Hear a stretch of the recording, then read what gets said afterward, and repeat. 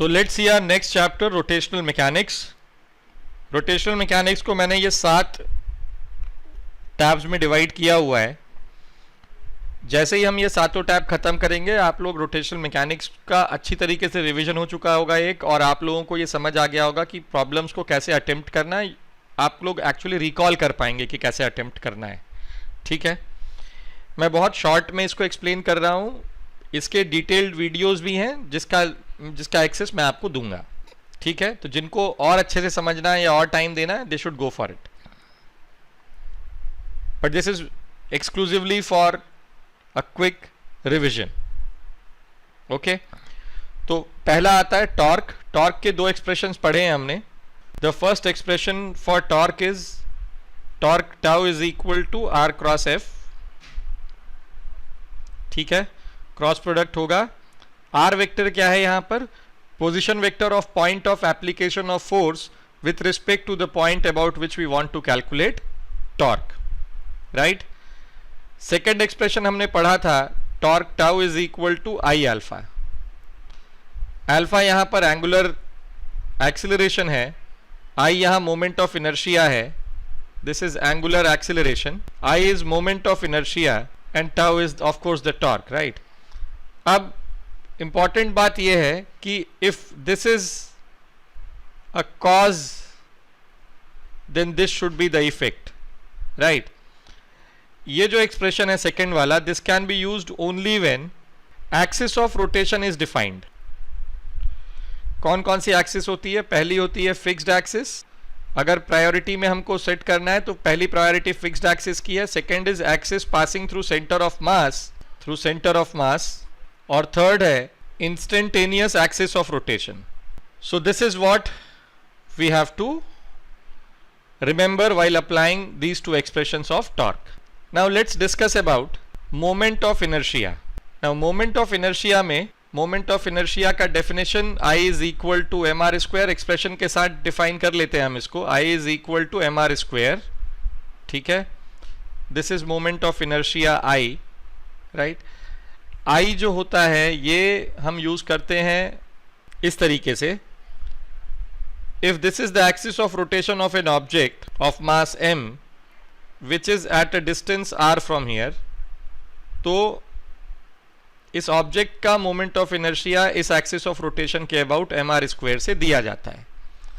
ठीक है, अगर 2 ऑब्जेक्ट्स हैं, दोनों का ओरिएंटेशन ऐसा है, तो इफ दिस से this is m dash and the radius for this is r dash. Right. तो इसका मोमेंट ऑफ इनर्शिया होगा m dash r dash square. ठीक है, दिस इज I1। अगर दोनों का ओरिएंटेशन सेम रोटेशन में होगा तो, और दोनों का एक साथ हमें मोमेंट ऑफ इनर्शिया लिखना है, देन वी ऐड इट और else we subtract it. Right. Now comes theorems on moment of inertia. Perpendicular axis theorem. So let's discuss perpendicular and parallel axis theorem. These are valid only for planar bodies. Valid for planar bodies. This is valid for any body. Okay. Second is given as, suppose करो ये एक planar body है और इसका this lies on the YZ plane, या XY plane ही मान लेते हैं इसको। ठीक है, so this object lies on the xy plane. This is x, this is y, and this is z axis. ठीक है, this is x, this is y, and this is z axis. If I know moment of inertia of this body about x axis, so say this is ixx, which I am aware of. Also I know moment of inertia about y axis, then its moment of inertia about z axis, that is izz, is given as izz is equal to ixx plus iyy. इसका एक example देखते हैं। इसका एक example है, suppose करो ये एक रिंग है। assume that this is a ring and this ring lies on the xy plane, right? So moment of inertia about x axis of this ring is given as mr square by 2 and moment of inertia about y axis is given as mr square by 2, तो moment of inertia about z axis जो यहाँ से pass होता होगा I z z will be equal to sum of these two moments of inertias I x x plus I y y which is equal to m r square. ठीक है, तो ये moment of inertia of ring हुआ. इसका second point है, suppose करो ये एक 3 डायमेंशनल ऑब्जेक्ट है और ये इसका सेंटर ऑफ मास है. इसके सेंटर ऑफ मास से पास होने वाली एक्सिस के अबाउट, इस एक्सिस के अबाउट इनफाइनाइट एक्सिस हो सकती हैं, पर सेंटर ऑफ मास से पास होने वाली इस एक्सिस के अबाउट मोमेंट ऑफ इनर्शिया मुझे नोन है. एक ऐसी लाइन जो इस एक्सिस के अबाउट पैरेलल हो, इसके अबाउट जो मोमेंट ऑफ इनर्शिया आएगा ये होगा, ये डिस्टेंस d है अगर, मास m है अगर, तो moment of inertia about this line is equal to ICM plus md square. Right, this is the application for, this is the condition for application. अगर ICM, a word of caution, अगर ICM नहीं पता है तो आप इसका उपयोग नहीं कर सकते हैं. So please remember before applying it. इसका एक एग्जाम्पल देखते हैं. Let's take the example of this ring only. So this is a ring and I know moment of inertia of this ring about an axis passing through its center of mass. अभी निकाला है हम लोगों ने. So ICM is equal to mass of ring is m, radius of ring is r. So this is mr square, right? Now if I want you to ask, if I ask you to find moment of inertia about this axis, so this will be, I will be equal to ICM plus mr square.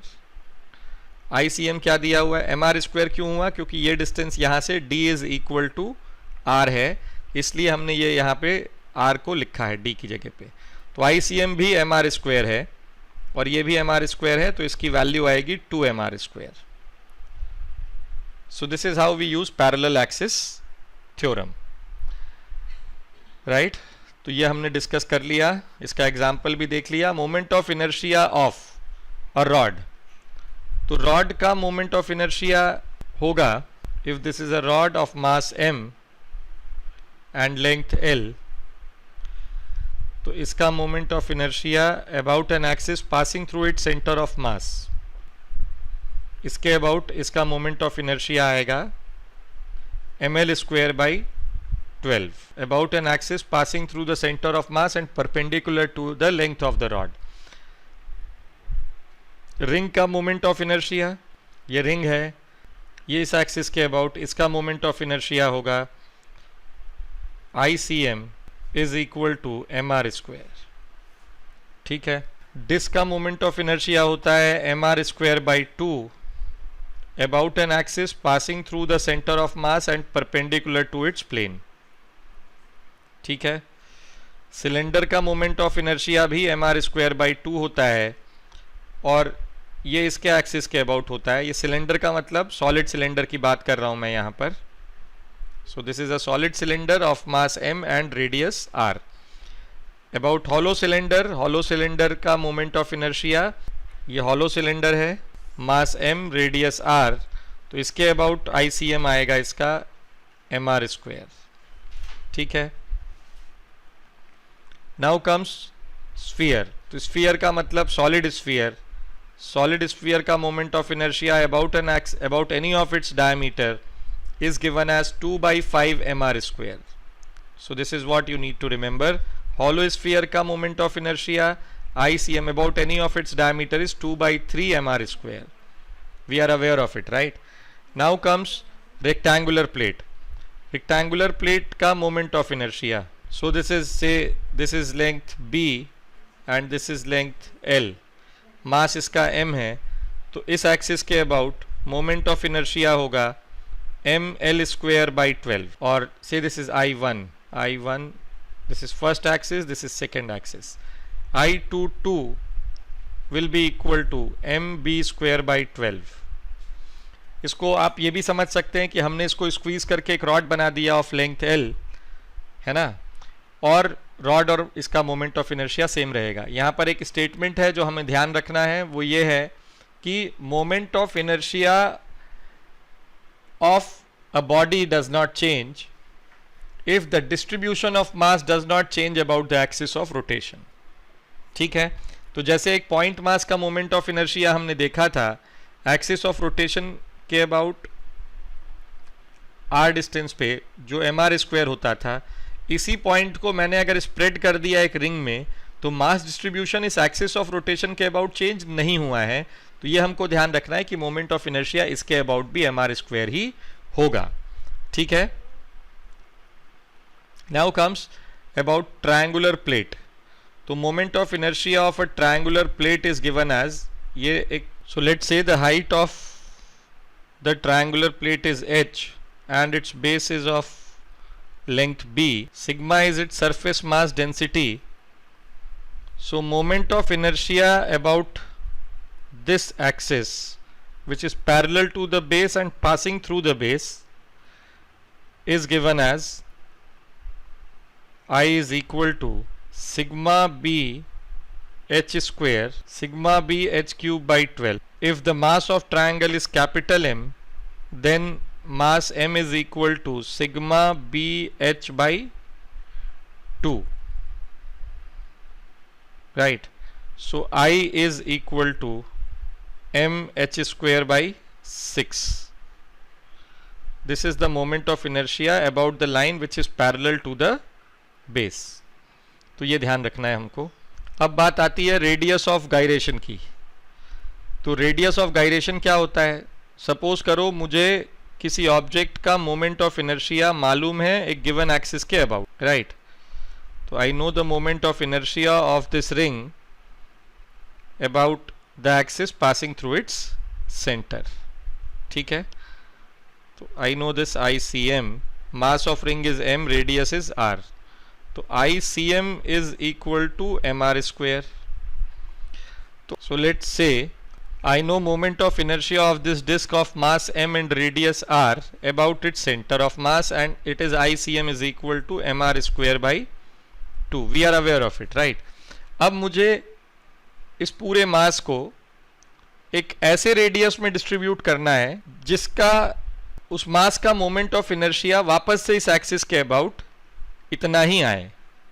तो technically एक ring में इसको मुझे अब distribute करना है and the radius of the ring will be the radius of gyration, right?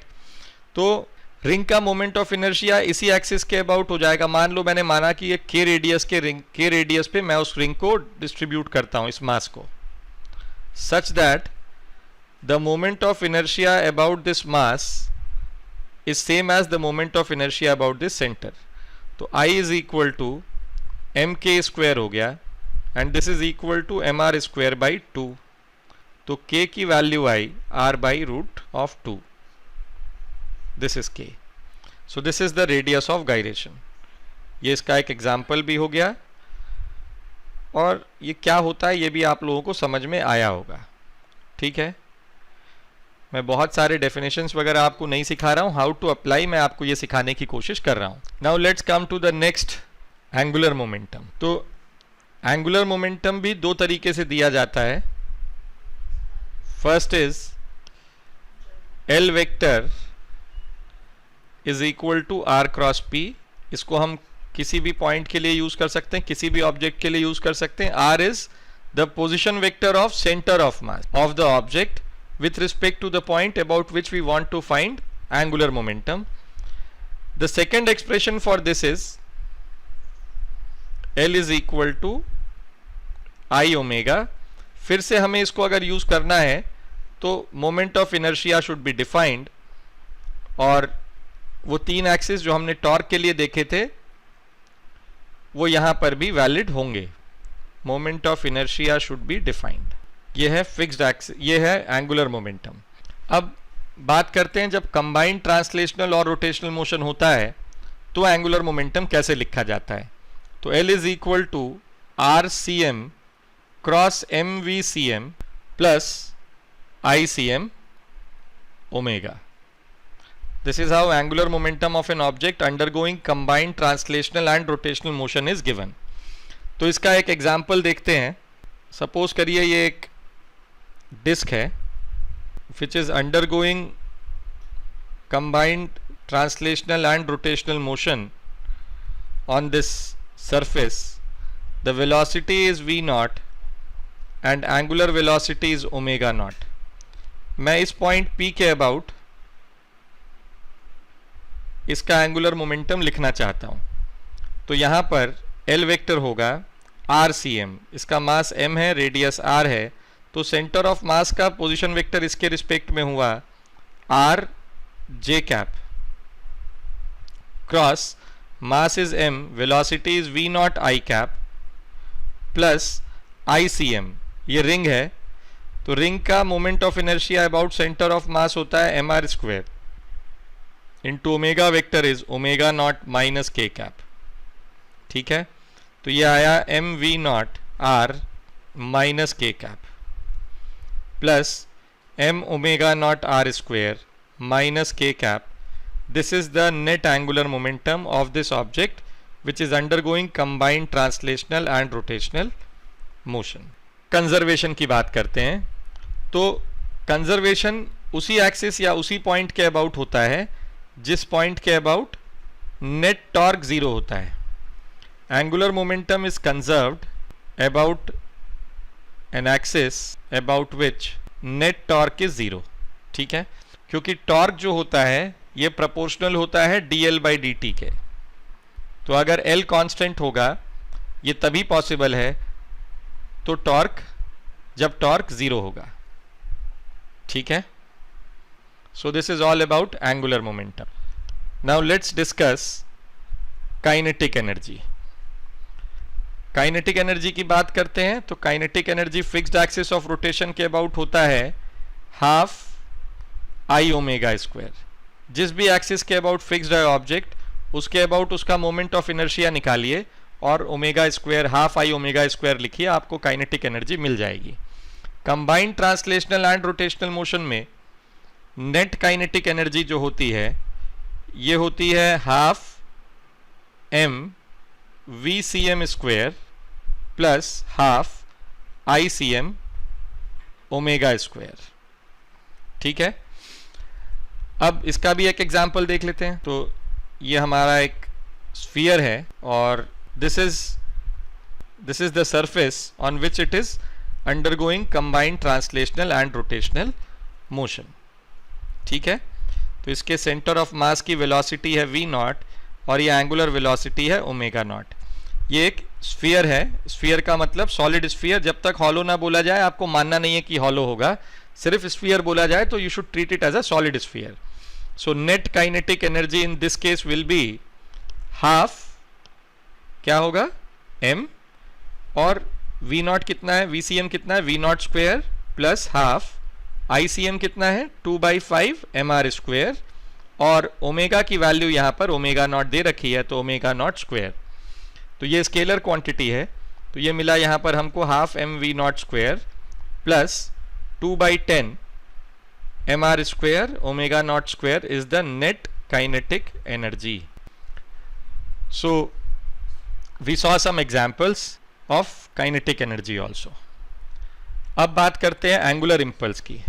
Angular impulse एक बहुत इंपॉर्टेंट कॉन्सेप्ट होता है जब कोलिजन होता है तब. तो हमने लीनियर इम्पल्स को I से डिनोट किया था, हमने लीनियर इम्पल्स को I वेक्टर से डिनोट किया था, है ना.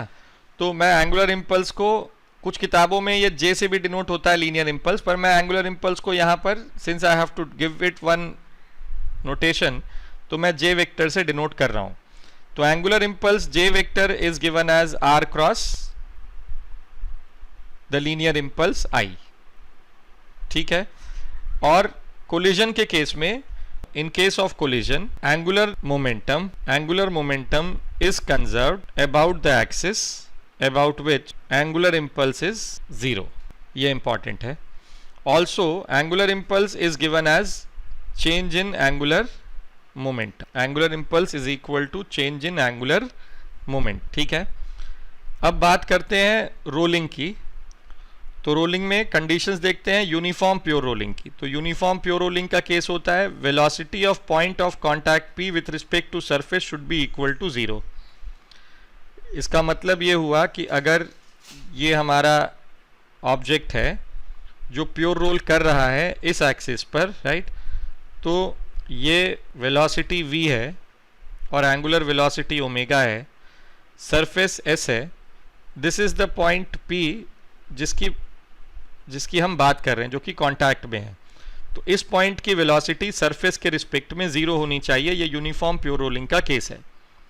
तो अगर इस पॉइंट की वेलोसिटी अलग करके ग्राउंड के रिस्पेक्ट में देखी जाए तो ये v ओमेगा r है। And if surface is moving with some velocity से v डैश और v1, राइट, तो प्योर रोलिंग की कंडीशन हम यहाँ पे अप्लाई करें अगर, तो ये मिलेगा velocity of p with respect to ground is equal to v minus omega r i cap, forward direction को मैंने पॉजिटिव माना हुआ है, और vsg is equal to v1 i cap. So vps which is equal to v minus omega r minus v1, दोनों ही i cap है, this should be equal to 0। So the condition is v is equal to v1 plus omega r। ये इस case के लिए है। अगर v1 की वैल्यू 0 हो जाएगी तो v should be equal to omega r। तो ये डिपेंड करता है कि सरफेस की वेलोसिटी क्या है इस कंडीशन के लिए, पर जेनरिक कंडीशन क्या है, vps should be equal to 0। ये सिमिलर केस है एक्सीलरेटेड प्योर रोलिंग का। एक्सीलरेटेड प्योर रोलिंग में acceleration of point of contact p with respect to the surface should be equal to 0। Acceleration of point of contact with respect to the surface should be equal to 0। ठीक है। So we have discussed the conditions for pure rolling, for accelerated pure rolling and uniform pure rolling. अब बात करते हैं inclined plane के pure rolling की। This angle is theta, this is mass m, this is radius r, और यहाँ पर ये इंक्लाइंड प्लेन पे प्योर रोलिंग कर रहा है ये। तो इसके फोर्सेस होंगे mg and this force will be normal reaction. Friction हमेशा अपवर्ड्स लगता है जब भी प्योर रोलिंग होती है। इसके एक्सप्लेनेशन को जानने के लिए प्लीज़ वीडियो देखिए, जो कंप्लीट वीडियो है जिसमें आपको सब कुछ पता चल जाएगा डिटेल्ड में। mg sin theta and this is mg cos theta. So now if I write the expressions mg sin theta minus f is equal to ma and torque equation होगा fr is equal to I alpha. Pure rolling के लिए a is equal to alpha r है। तो यहाँ पर when I solve it, so mg sin theta is equal to ma plus I a by r square. So acceleration is mg r square sin theta upon I plus mr square, and friction f is equal to I a by r square, where this is I is I, a is mg r square sin theta upon r square times I plus mr square. This cancels out, so we have friction F as mgi sin theta upon mr square plus I. ये friction, ये याद रखना है कि हमेशा upward direction में ही लगता है, चाहे ऑब्जेक्ट डाउनवर्ड रोल करे या अपवर्ड रोल करे। इसमें ये ध्यान रखना है कि एक्सीलरेशन दिया हुआ है आपको, जिसका मोमेंट ऑफ इनर्शिया जितना ज़्यादा होगा उसका एक्सीलरेशन उतना कम होगा। ठीक है। तो इसलिए रिंग का, अगर ring, cylinder, hollow cylinder, sphere, solid sphere, hollow sphere, इन सब को अगर आप रोल करोगे तो सबसे पहले सॉलिड स्फीयर नीचे पहुंचेगा अगर प्योर रोलिंग हो रही है तो, क्योंकि सॉलिड स्फीयर का मोमेंट ऑफ इनर्शिया सबसे कम होता है, और रिंग और हॉलो सिलेंडर सबसे देर से पहुंचेंगे अगर सबका डायमेंशन सेम है तो। ठीक है। अब आती है बारी how to solve problems on fixed axis of rotation, combined translational and motion और रोलिंग के प्रॉब्लम्स। ठीक है। तो फिक्स्ड एक्सिस ऑफ रोटेशन की बात हम करते हैं इन इक्विलिब्रियम, तो कुछ नहीं करना है इसमें। इन इक्विलिब्रियम में आपको सबसे पहले तो फ्री बॉडी डायग्राम बनाना है। पहला स्टेप है फ्री बॉडी डायग्राम ड्रॉ करो। दूसरा स्टेप है ट्रांसलेशनल मोशन के लिए इक्वेशंस लिखो। इक्वेशंस, ट्रांसलेशनल मोशन इक्वेशंस का मतलब force equations. Second is the third point is अब रोटेशनल मोशन के लिए टॉर्क इक्वेशंस लिखो। रोटेशनल मोशन के लिए टॉर्क इक्वेशंस लिखो। ठीक है, जब ये तीनों लिख लो तो इक्विलिब्रियम की कंडीशन होती है net torque should be equal to 0 और net force should be equal to 0। Equate करो और जो चाहिए वो निकालो इसमें से। Whatever is asked in the question you can find out using this. ठीक है, तो ये फिक्स्ड एक्सिस ऑफ रोटेशन की बात हुई। पर अगर सेकेंड केस की बात करें हम यहाँ पर इन मोशन, ठीक है, तो इन मोशन में हमको ये तीनों तो करना ही है। अब हमको नेट टॉर्क को इक्वेट करना है। टॉर्क इक्वेशंस में नेट टॉर्क को इक्वेट करना है आई अल्फा से, और हमें नेट फोर्स को इक्वेट करना है मास इनटू एक्सीलरेशन से। फिर we have to establish a relation between the linear acceleration and alpha. ये usually a is equal to R alpha होता है, क्योंकि तब हम इसकी बात करते हैं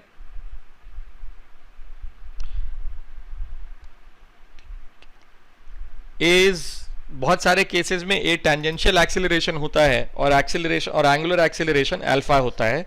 तो हम फिक्स्ड एक्सिस ऑफ रोटेशन में इन मोशन में जब बात करते हैं तो हम ये दो चीज़ों का एक्स्ट्रा ख्याल रखते हैं। फ्री बॉडी डायग्राम तो बनाते ही हैं, ट्रांसलेशनल मोशन के इक्वेशंस या फोर्स इक्वेशन लिखते हैं, रोटेशनल मोशन के इक्वेशन या टॉर्क इक्वेशंस लिखते हैं।